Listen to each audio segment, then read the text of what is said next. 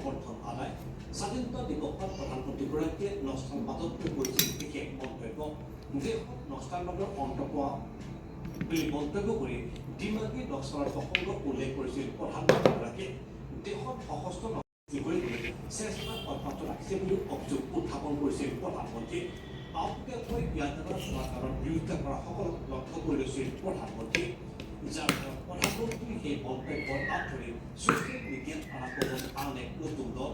উচ্চতম ন্যায়ালয়ৰ মুখ্য ন্যায়াধীশ সূৰ্যকান্তৰ এটা মন্তব্যৰ আঁতৰি জন্ম পাইছিল কংগ্ৰেছ জনতা পাৰ্টীয়ে একেদৰে এতিয়া প্ৰধানমন্ত্ৰীৰ মন্তব্যৰ আঁতৰি পুনৰ সক্ৰিয় হ'ল ডিমাগী নক্সাল জনতা পাৰ্টী চাহত স্বাধীনতা দিৱসৰ কাৰ্যসূচীত অংশগ্ৰহণ কৰি এই সন্দৰ্ভত দি গৈছিল মুখ্যমন্ত্ৰীয়ে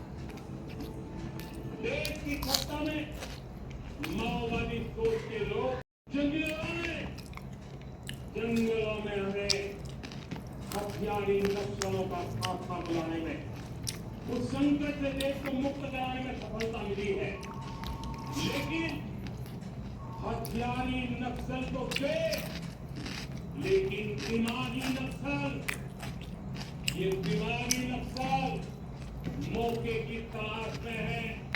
हिंसा अराजकता के वो रास्ते खोल रहे हैं समाज को गलत राह पर घसीटने के लिए भांति भांति के दांव कर रहे हैं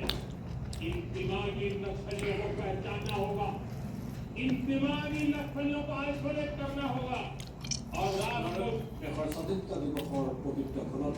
ব্যৱহাৰ কৰিব পাৰিব ড্ৰোন 1943 টকাৰ চুক্তি স্বাক্ষৰ ভাৰতৰ সৈতে আমেৰিকাৰ জেনেৰেল অটমিছ কোম্পানীৰ সৈতে চুক্তি এইটোৱে ভাৰতে লাভ কৰিব দুখন বিশেষ ড্ৰোন